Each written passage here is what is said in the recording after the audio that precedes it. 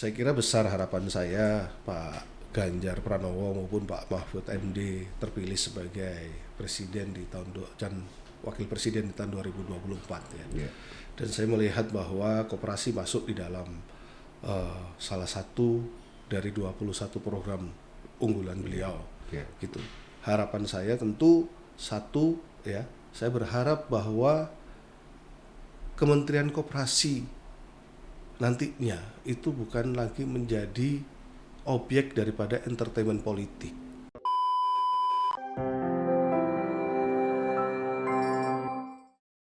Selamat siang para pemirsa dimanapun berada. Assalamualaikum warahmatullahi wabarakatuh. Waalaikumsalam warahmatullahi wabarakatuh. Salam sejahtera bagi kita semua. Pada kesempatan hari ini kita kedatangan Kang Yudani ya. Ini seorang aktivis juga pimpinan Dewan Koperasi Wilayah Jawa Barat, juga sebagai aktivis masjid. Ya. Mungkin untuk memperkenalkan saya persilakan waktunya ke pemirsa. Ya, terima kasih Kang Yakimsa. Nama saya Yudani. Saya aktivitas sehari-hari sebagai dosen di salah satu perguruan tinggi di Sukabumi. Kemudian juga saya salah satu ketua bidang pendidikan dan pelatihan di Dewan Koperasi Indonesia wilayah Jawa Barat. Selain itu juga ya aktivitas sehari-hari lain ya membina masjid dan lain sebagainya. Saya kira ya lumayan lah. Ya. Terima kasih. Baik, Kang Yudani, dunia Dewan Gerakan Koperasi Wilayah Jawa Barat ini tadi sebagai salah satu wakil ketua di bidang pendidikan koperasi ya. Kira-kira pendidikan koperasi ini selama ini seperti apa di dunia ini? Ya, memang begini ya. Saya mungkin agak melingkar sedikit menjawab pertanyaan ini ya. Kita melihat bahwa pemerintah ini sejak zaman reformasi ini belum terlalu serius ya menggarap membangun perkoperasian Indonesia ini. Yeah. Sehingga baik di periode Pak SBY maupun di periode Pak Jokowi 2 periode ya perkoperasian ini belum digarap secara baik, sehingga hari ini citra daripada koperasi itu mengalami penyempitan. Orang mengenal koperasi itu hanya bagian daripada simpan pinjam, padahal koperasi itu adalah badan usaha yang diamanatkan oleh Undang-Undang Dasar 45 yang seharusnya memang dijalankan oleh siapapun pemegang amanah kekuasaan. Yeah. Nah, hal utama yang penting di dalam perkoperasian ini adalah pendidikan anggota. Bagaimana anggota ini bisa mengenal perkoperasian itu tidak dalam pengertian yang sempit, ya, tapi dalam pengertian bahwa dia adalah badan usaha untuk memperjuangkan ekonomi kerakyatan. Saya kira itu, Kang Kim. Oke. Di samping pendidikan yang selama ini merupakan satu hal yang wajib ya ketika koperasi itu dibentuk, dan umumnya itu pendidikan ini seharusnya itu benar-benar dijalankan setiap koperasi. Dengan perkembangan koperasi saat ini yang katanya dikatakan sekarang udah modernisasi koperasi. Nah, untuk hal pendidikan dan pelatihannya ini seperti apa nih sekarang ini? Apakah kurikulumnya dari university juga sesuai dengan perkembangan zaman? Apakah masih tertinggal dari dunia pendidikan koperasinya? Ya, hal paling penting di dalam pembangunan perkoperasian itu adalah pendidikan koperasi. Itu sesuatu yang fundamental. Pendekatan pemerintah selama ini terkait pembangunan perkoperasian itu sangat sangat di permukaan gitu ya. Artinya memberikan bantuan modal, memberikan fasilitas usaha yang tidak seberapa gitu ya. Itu saya kira bukan soal yang fundamental. Fundamentalnya itu adalah bahwa masyarakat kita itu harus mengerti dulu koperasi itu apa. Nah, jadi pendidikan koperasi itu adalah infrastruktur yang harus dibangun oleh pemerintah. Seperti halnya pemerintah di dalam mengembangkan dunia industri penerbangan. Pemerintah membangun bandara di mana-mana, membangun jalur rel kereta api di mana-mana, ya kan? Eksekutornya tentu PT KAI dan lain sebagainya begitu. Nah, pemerintah itu harusnya berperan di dalam pembangunan infrastruktur pendidikan koperasi. Bagaimana masyarakat mengenal koperasi secara benar. Bagaimana masyarakat memperoleh wawasan untuk entrepreneur secara benar, kewirausahaan secara benar. Nah, dari situ koperasi itu adalah bangunan yang harus berdiri di atas fundamen atau landasan pendidikan koperasi itu. Itu yang saya sampai sekarang tidak menemukan itikat untuk mengembangkan itu. Baik, Bang Yuda, ini harapannya bahwa baik di dunia pendidikan koperasi dengan kooperasinya sendiri, nah, yang tadi disampaikan bahwa beberapa era ke belakang kita sudah ganti pimpinan. Ini nampaknya harapan ke depan ini seperti apa nih? Koperasi bisa mewujudkan cita-cita dari Undang-Undang 45, juga mungkin kiat-kiatnya harus seperti apa pemerintah? Ya, tentu kita menjelang pemilihan presiden Ya. bahwa para calon presiden tentu mempunyai program unggulan gitu ya. Nah, saya kira program unggulan bagi calon presiden itu adalah bagaimana mengembangkan infrastruktur pendidikan.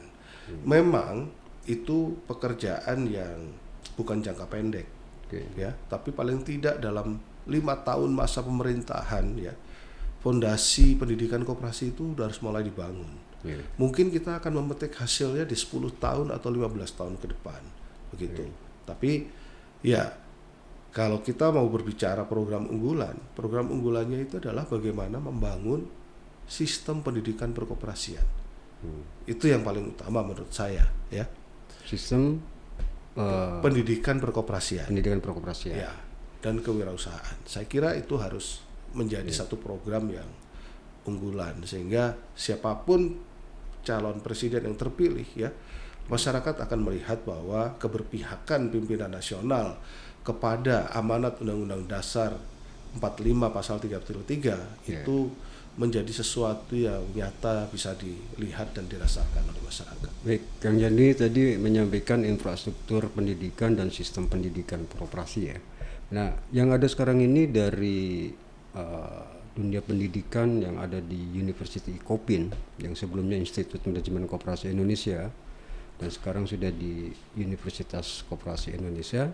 Ini dari tantangan ke depan atau hari ini juga belakang ini, pendidikan kurikulumnya seperti apa nih kira-kira? Ya, saya belum terlalu mencermati ya perubahan dari Ikopin menjadi Ikopin University. Tetapi yang ingin saya garis bawahi adalah bahwa pendidikan perkoperasian itu sama pentingnya dengan bagaimana kita memasukkan kurikulum pendidikan anti korupsi misalnya. Jadi itu adalah bagian daripada hal yang penting karena ini membangun karakter bangsa. Membangun karakter bangsa itu sesuatu yang intangible sebetulnya ya, tapi bisa dirasakan. Bagaimana negara-negara maju ya, seperti Korea yang setelah selesai berperang, Jepang yang kalah perang dalam Perang Dunia Kedua bisa recovery dengan cepat. Kuncinya memang ada di pendidikan gitu. Ya. Jadi saya melihat bahwa sistem pendidikan perkoperasian, sistem pendidikan anti korupsi dan lain sebagainya itu harusnya menjadi program unggulan daripada siapapun yang terpilih sebagai pimpinan nasional. Baik, Kang Yudani, mungkin tambahannya dari sebaik-baiknya sistem maupun infrastruktur, ini kurikulum anti korupsi itu wajib ya? Oh iya. Karena itu bagian daripada membentuk karakter bangsa. Ya. Betul. Dan itu banyak beberapa kejadian di koperasi-koperasi yang sudah besar dan akhirnya jatuh karena mungkin karakter dari mental korupsinya mungkin ini yang harus ini. Kenapa pendidikan perkoperasian itu penting? Karena di dalam perkoperasian itu ada sistem demokrasi. Gitu. Ada sistem demokrasi yang dikembangkan sehingga masyarakat ini juga secara tidak langsung akan terlatih untuk hidup dalam suasana kebudayaan yang demokratis di Indonesia. Nah, ini kalau dilihat perbandingan dengan negara lain, baik di Asia maupun di Eropa, Indonesia itu kan apa sih yang kurang ya? Dari Menteri Koperasinya ada, undang-undangnya ada ya, peraturan-peraturan semuanya juga jelas ya, sampai ke bawahnya pun ya dinas koperasinya ada ya kan, gerakan koperasinya wadahnya juga ada. Nah tapi kok kelihatannya ini koperasi ini kurang apa ya, artinya boleh dikatakan kurang maju atau bagaimana nih? Seperti halnya milenial ini juga kan agak kurang tertarik dengan koperasi, mungkin bisa. Ya, ada satu problem di bangsa ini ya. Bagaimana kita mengkristalisasi nilai-nilai budaya kita ya. Kemudian kita ejawantahkan di dalam satu bentuk organisasi yang formal. Satu contoh misalnya begini. Kita punya budaya gotong royong ya. Masyarakat kita itu terkenal sekali gotong royong. Tapi begitu nilai gotong royong ini kemudian diimplementasikan dalam satu organisasi modern seperti koperasi, itu menjadi tidak jalan. Gitu. Kita, bangsa kita itu punya kepedulian sosial yang tinggi. Ya kan? Punya kepedulian sosial yang tinggi. Tapi ya, ketika itu diimplementasikan di dalam membangun budaya kebersihan misalnya, ya, itu gak jalan. Satu contoh begini, kita di jalan raya itu ya, kadang-kadang kita melihat ada orang buang sampah sembarangan di jalan gitu ya.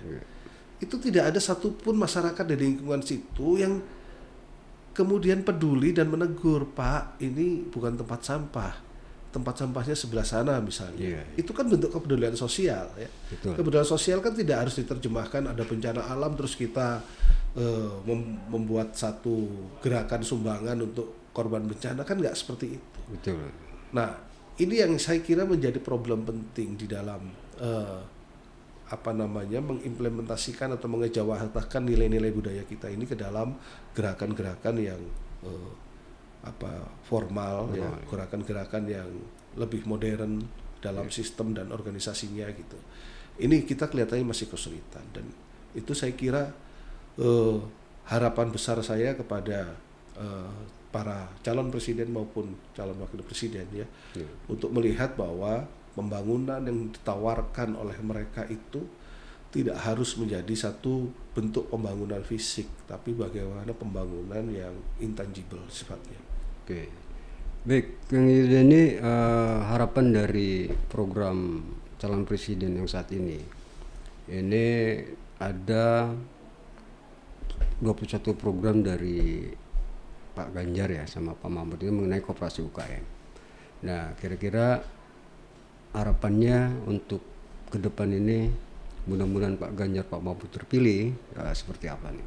Ya, saya kira besar harapan saya Pak Ganjar Pranowo maupun Pak Mahfud MD terpilih sebagai presiden di dan wakil presiden di tahun 2024 ya. Dan saya melihat bahwa koperasi masuk di dalam salah satu dari 21 program unggulan beliau. Gitu. Harapan saya tentu satu ya, saya berharap bahwa Kementerian Koperasi nantinya itu bukan lagi menjadi objek daripada entertainment politik. Artinya ya harus Kementerian Koperasi itu harus kementerian yang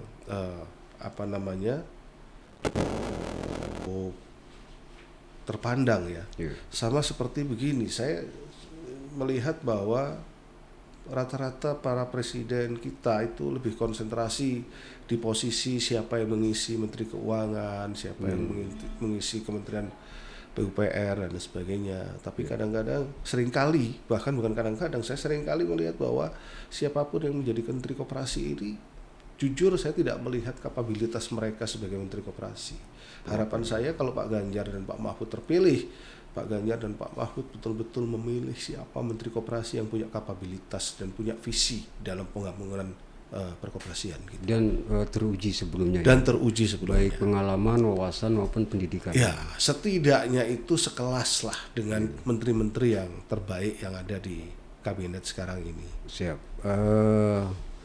Di samping aktif juga di gerakan koperasi, ini Kang Yudani juga aktif di masjid ya. Nah, kira-kira dari unggulan yang 21 ini kan juga ada berbicara masalah kesehatan masjid ya. Nah, itu ya gimana harapannya? Ya, harapan saya begini. Saya tidak bicara soal sesuatu yang ini ya, artinya bahwa masyarakat kita memang mayoritas adalah Muslim. Ya, Itu fakta. betul. Mayoritas kita adalah Muslim. Artinya masjid itu harus menjadi salah satu pusat daripada kebudayaan Ya, Islam gitu. Jadi masjid itu nggak boleh dipandang hanya sebagai tempat ibadah, tapi masjid itu harus menjadi pusat kebudayaan, pusat pengembangan kebudayaan Muslim ya, atau Islam gitu. betul. Nah, ini yang saya juga belum melihat ya. Selama sekian tahun kita berganti pimpinan nasional, saya belum melihat bahwa para pimpinan nasional kita yang terdahulu maupun yang sekarang ini ya melihat masjid itu sebagai pusat pengembangan kebudayaan Islam. Ya, Itu. Jadi nggak sekedar sebagai tempat ibadah. baik. Ini dengan Masjid Sejahtera, pengurus masjid terlindungi. Nah, itu kan harapan besarnya bahwa pemerintah ke depan itu benar-benar memperhatikan hal itu ya. Ya. Salah satunya dari masjid ini bukan saja tempat ibadah, tetapi juga nilai budayanya itu apa juga dikaitkan ya. Ya. Oke. Pemirsa di rumah, ini harapan dari ke depan Kang Yudani ini bisa mengajak pemirsa untuk ke depan biar untuk lebih baik lagi dalam Pilpres 2024 ini ya, berhubungan juga dengan 14 Februari 2024 ya, mungkin silakan. Ya, saya kira Pak Ganjar Pranowo maupun Pak Mahfud MD ya adalah pilihan terbaik. Kenapa? Pertama, beliau berdua sangat terkenal di dalam pemikiran-pemikiran dan visi yang sangat kerakyatan ya bagi Indonesia, bagi masyarakat Indonesia. Yang kedua, bahwa 21 program unggulan beliau berdua ya saya kira merupakan program yang betul-betul merupakan program unggulan. Tentu saya pribadi mengajak masyarakat Indonesia ya bahwa kita akan punya hajatan besar di tanggal 14 Februari nanti, yaitu berupa pemilihan presiden dan calon presiden, pemilihan legislatif ya. Mari kita gunakan hak ya. Memilih pemimpin itu sesuatu yang kalau dalam agama itu sifatnya istihad.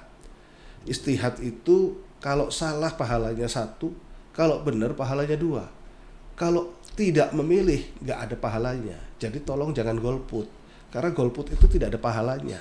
Kalau kita memilih salah satu daripada capres-cawapres itu dan di hadapan Allah pilihan kita salah, kita tetap dapat pahala. Apalagi kalau benar, pahalanya lebih dari 1. Nah, saya meyakini bahwa Pak Ganjar Pranowo dan Pak Mahfud MD ya, pasangan calon capres dan cawapres nomor urut 03 tentu merupakan pilihan yang terbaik setidaknya bagi saya dan insya Allah bagi kita semua masyarakat Indonesia untuk 5 tahun ke depan. Mari kita berbondong-bondong gunakan hak suara kita ya agar Indonesia bisa menjadi lebih maju. Baik, terima kasih Kang Haji Yudani. Untuk itu mari kita sapa rekan-rekan semua dimanapun berada dengan yel-yel untuk pemenangan Ganjar Pranowo. Ganjar Mahfud menang, menang, menang.